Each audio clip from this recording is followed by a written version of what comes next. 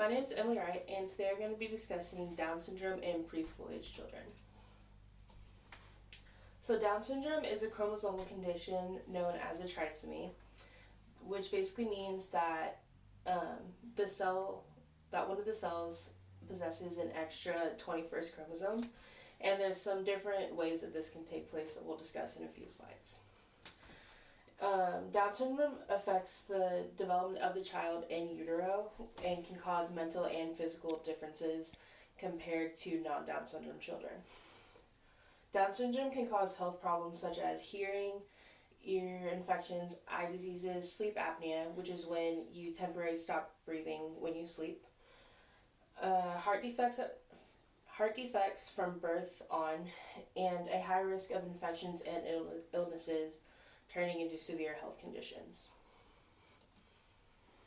Some of the physical differences that you may see in Down syndrome children is shorter in height, small features such as fingers and ears, and usually with their smaller fingers, their pinky fingers are the ones most affected, and they'll be kind of bent inwards like this. Children with Down syndrome may also have poor muscle tone and loose joints compared to non-Down syndrome children, and a face that is flat towards the bridge of the nose and generally rounder. Their eyes are usually almond-shaped eyes that slant upward, but this varies case by case. Down syndrome children are not that much different mentally or emotionally than regular children.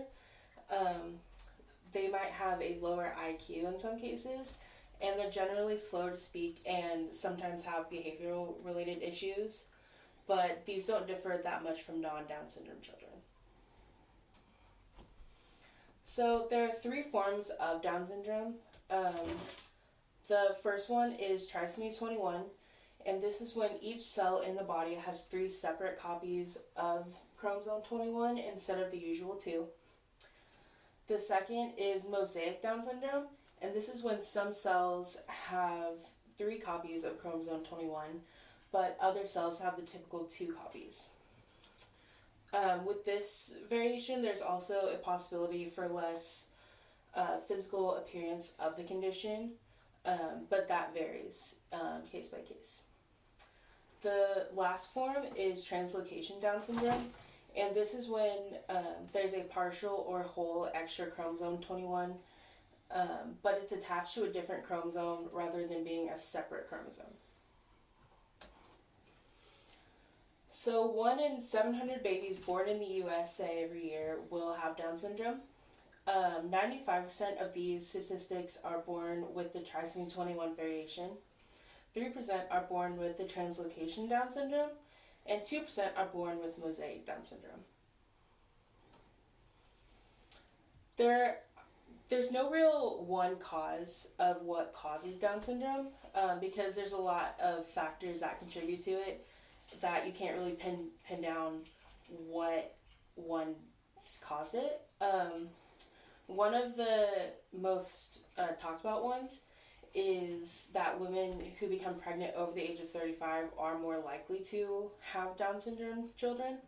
But with this in mind, most children with Down syndrome are born to mothers under the age of 35 because there's a higher number of pregnancies in those younger women.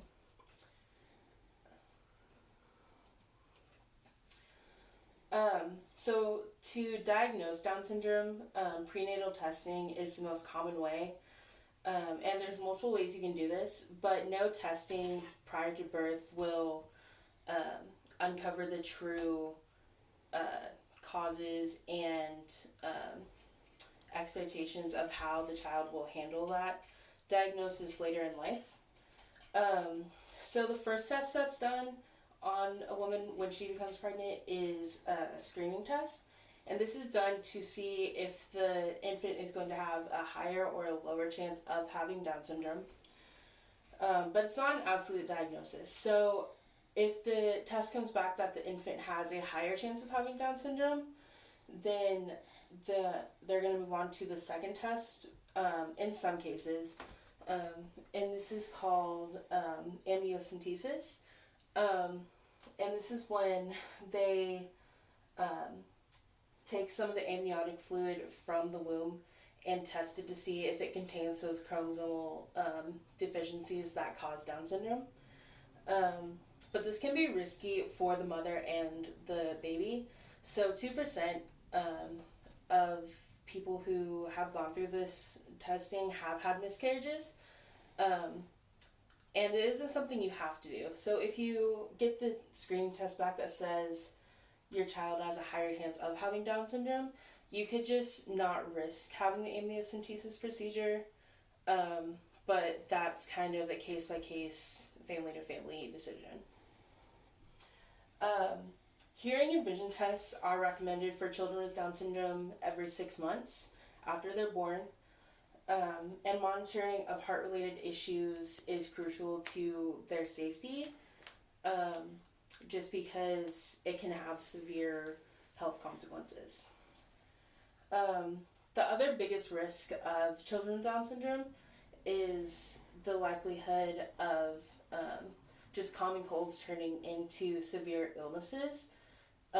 So watching their respiratory systems and what environments you're introducing them to is really important also. So in Erik Erikson's developmental theory, children in the preschool age group are in the initiative versus guilt stage. And in this stage, children are looking at the world around them and using play to explore it. Make-believe play is seen in this stage as a way to experience the world through role-playing games, and this is more common with caregiver to child role-playing versus child-to-child role-playing. Down syndrome children experience this stage like any other child would, as this doesn't really affect them that much. In Piaget's developmental theory, preschool-age children are in the pre-operational stage, and in this stage, children are just beginning to learn how to conceptualize information. And they do this through categorizing new people or objects with things that they already know and are familiar with, to kind of understand it and remember it. And after they've done this, then they can begin to categorize it as its own thing and understand it better. Down syndrome children do not experience this stage any differently, but there may be, it may take a little bit longer for them to reach that final stage of understanding, depending on the child. So there are some really good resources for families out there.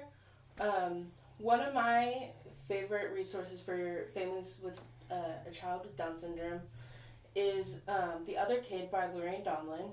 And this is a draw out your feelings book for siblings of children with Down syndrome to kind of talk about and process their feelings in a healthy and safe way for them and for the entire family. The parent-to-parent program through the Down Syndrome Information Alliance is a really good opportunity for parents of children with Down syndrome. In this program, you get assigned a mentor and someone who's familiar with Down syndrome in your community, and being able to kind of talk to them and bounce ideas and thoughts off them is really helpful for a lot of different people, and this is a really good opportunity if you have access to it. Since Down syndrome children typically have a lower muscle tone and loose joints, making sure their fine and gross motor development is really strong is important. So this is a website for parents and educators to explore their child and build those physical deficiencies that they may be encountering. And one of my all-time favorite resources for families and educators of children with Down syndrome is this website that has PowerPoints and so many different outlooks of information for explaining Down syndrome to your child's class. So there's PowerPoints about what Down syndrome is, and there's different PowerPoints for different age groups. So there's older PowerPoints and there's younger PowerPoints, and there's just a lot of really good information to kind of introduce them to this condition if they're not familiar with it. As a child life specialist, some issues that you may be dealing with if you're working with a child that is hospitalized with Down syndrome is lack of communication, either from the family or from the child. So since Down syndrome children are typically slower to speak, it's important to kind of know that from the very first day that they're in the hospital, and to try and build some form of communication system, because if you don't, then they could struggle to communicate to their family or their healthcare providers about if they're having trouble breathing or if they're in pain or just stuff like that. That's important to be able to tell your doctor no matter what age you are. Not having a good form of communication to your family or your healthcare providers can cause mental and emotional stress that can result in physical deficiencies that can affect their health greatly. No parental healthcare support is also something that you need to be prepared for and watch out for.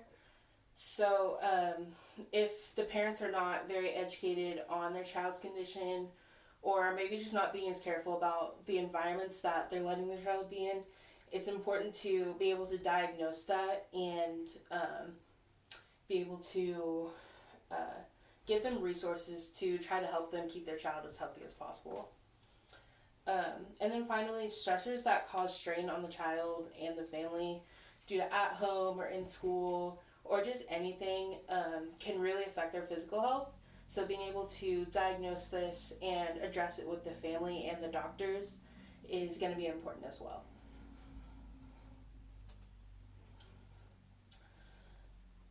So since it's recommended that Down syndrome children get hearing and vision testing at least every 6 months after they're born, having a plan to kind of keep them engaged during these tests is really important. So you can use fun and interactive toys and games to kind of keep them engaged with the providers and the situation, as keeping them non-reactive as possible is really important in these tests. So with that, you could sit in the booth with them, and you could play with them with colorful ribbons or blocks or just anything that's going to keep their interest on the situation. Offering support and resources to families is really important for the sanity of the family and for the health of the child, and having those prepared for the child specifically and for the family is also really important. Therapeutic play is one of the best things you can do with any child in the hospital, but especially a child with Down syndrome who may not understand their situation as well. So being able to use therapeutic play to kind of explain procedures that they're getting ready to go through is going to be something that you want to have prepared and have plans for. And you can do this by keeping contact with their providers and their families to help them as best as possible. These are my references that I use for my presentation, and if you have any questions about any of the information I talked about here or about Down syndrome, please let me know. Thank you.